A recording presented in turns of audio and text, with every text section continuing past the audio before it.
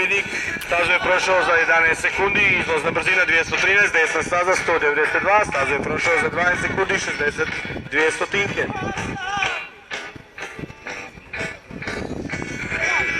Idemo, iduća vožnja.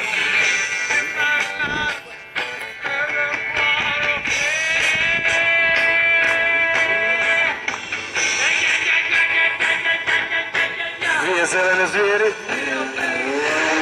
Odličan start vozača u lijevoj stazi koji je definitivno pobjedio, inače dečko iz Slavonskog Broda.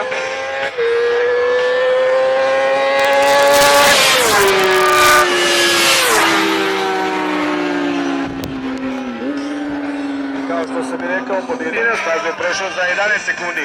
Vozač u desnoj stazi 186 km, 70 stotinki. Imamo Yamahu protiv Kawasakija.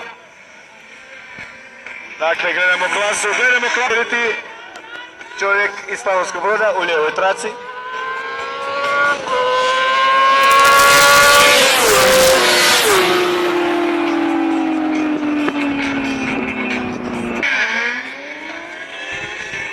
Definitivno je krenuo bolje, vozač u desnoj stazi, bit će jako gusto.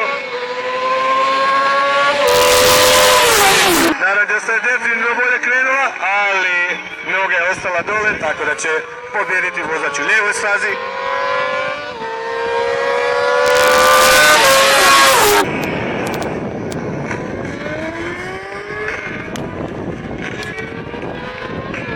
Ovo je gusto. I ovo je zadnja vozna u ovoj seriji 600.